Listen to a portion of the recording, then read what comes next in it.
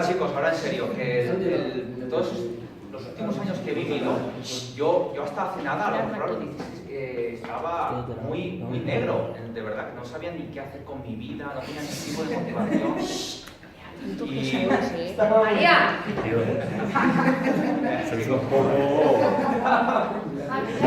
Y que es algo, que lo que estáis haciendo es algo normal, ¿vale?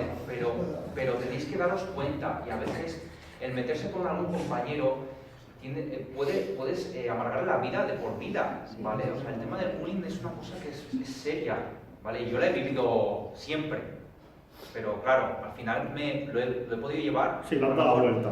Pero gente con mentalidades más, a lo mejor, no son más débiles o lo que sea, Y le amargas la vida para le siempre. amargas la vida para siempre. Yo conozco a gente que tiene que ir a psicólogos y no, es que a esta edad...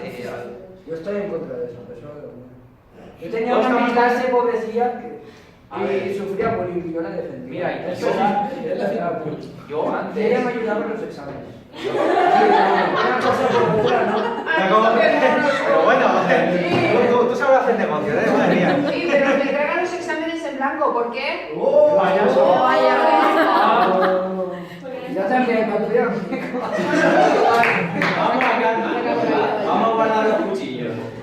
Vamos a dejar que al pobre chico. A ver, chicos, sí. Una cosa que estáis estudiando. Que son muy Si vosotros de pesados, verdad no tío. queréis estudiar, ¿vale? Oye. Muy pesados. No vengáis aquí. Si no queréis estudiar, no vengáis aquí. Pero claro, tener en cuenta si no estudias tendréis que buscar la vida. Lo que no podéis hacer es quedaros en casa de papi y mami, que me hagan la comida siempre y yo no haga nada. No. Eso no puede ser. Y que si estudian, que estudien de verdad, ¿o no? Claro, y es que... Creyendo que lo que hacéis... Lo que os quiero decir en pocas palabras es que no podéis estar aquí y simplemente sentaros por sentaros. No tenéis que De estar cuerpo aquí. presente, pero... Eso en la ESO vale, pero aquí ya... Exacto, o sea, ya... Si pensáis la... Verdad, yo vi peruanos, yo vi perpul, Sí, es verdad. que son unos tío, en clase hay cine, tío.